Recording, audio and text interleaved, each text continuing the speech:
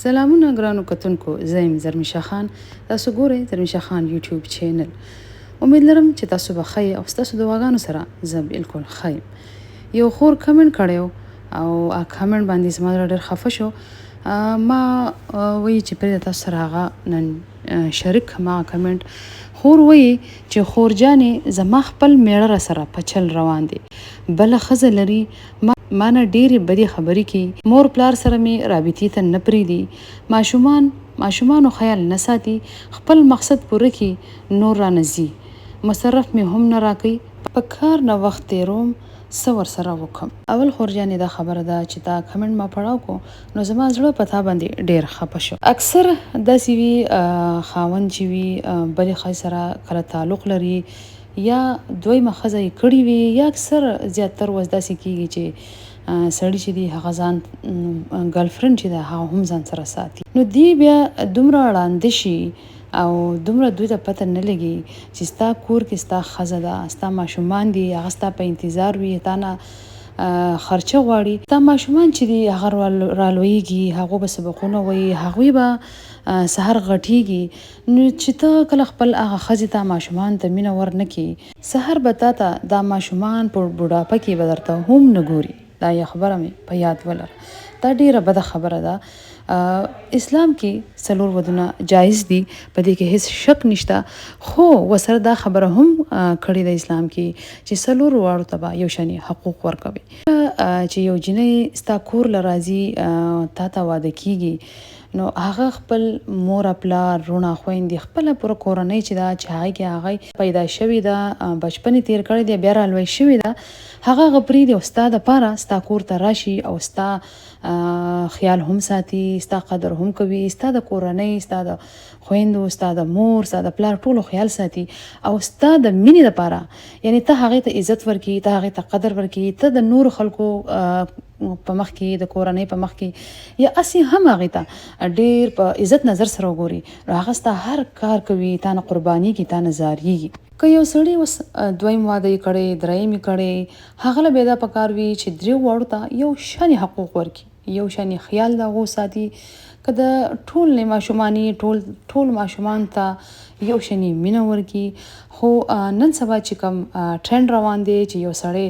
ښځه په کور کې هم لري خو بهر یو ګرلفرنډ چې ده هغه هم ساتي، او هغه ګرلفرنډ په مینه کې هغه دومره ړوند شوي چې هغه خپل ښځه خپل واړه ورته نه ښکاري. دا ښځه ستا ته په کور کې ناسته، ماشومان ستا په انتظار وي چې ماښامه زما پلار راځي، موږ ورسره کینو، ګپ به ورسره لګوو. ښځه ټوله ورځ ستا ماشومانو ته په کور کې کار وکړي، هغوی سنبال کړي، سکولونو ته ولېږي، سبقونه ورته وښایي، او بیا چې ماښام چې ستا په انتظار ناسته وي چې دی به راځي او د به اوس ما سره یو څو خبرې کوي، اوس به موږ یو څو ساعت یو بل سره تېروو. کوم د چالباز سړی چې وي هغې ښځې دا کوم ښه چې دي دا ورته نه ښکاري، خو حق خپل هغه دویمه کومه جنۍ چې ځان سره خپل په ژوند کې ساتلي وي او حق هغې پسې رواني، په هغې باندې خرچې کوي. یاد ولرئ زما وروڼو، ستا ښځه ستا واړه دا ستا دي، تا ته په کور کې ناست دي، دا ژوند چې دی دا 2 ورځې ژوند دی، دا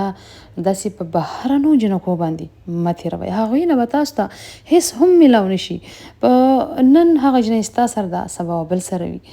نو په دې خبرو باندې خپل ژوند چې دی هغه مه تباه کوئ. یاد ولرئ یو ښځه چې کله تا سره مینه لري نو هغه د زړه ده تله تا سره مینه لري، هغې هیڅ لالچ نه وي. خو کله چې یو ښځې زړه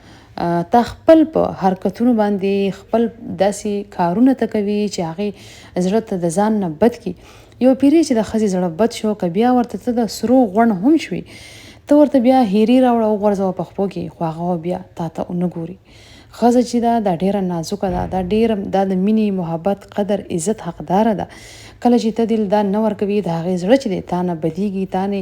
زړه کې نفرت پیدا کیږي، آخر بیا به هم ته د خپل کور له خپل وړو له خپل ښځې له به راځي، نو بیا ته دا خبره برداشت کولی شي چې کله ته کور له راشي او ستا ښځه ستا واړه تا نه شدید نفرت کوي، هغې تا ته ګوري نه، هغې تا سره خبرې نه کوي،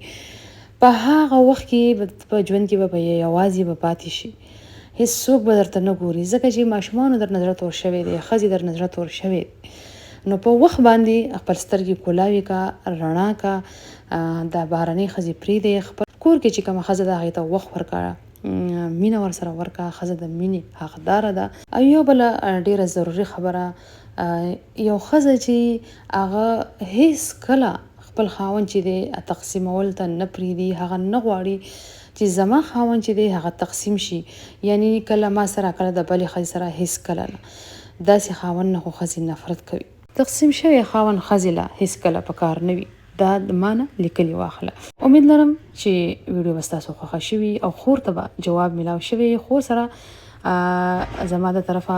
دعاګانې دي، الله دې کې چې ستا خاوند ستا طرف ته واپس راشي، ستا ماشومان لا واپس راشي، ستا ژوند چې دی هغه د خوشحالیانو نه ډک شي او راتلونکي وخت کې ستا په ژوند کې یو غم هم رانه ولي. الله په امان.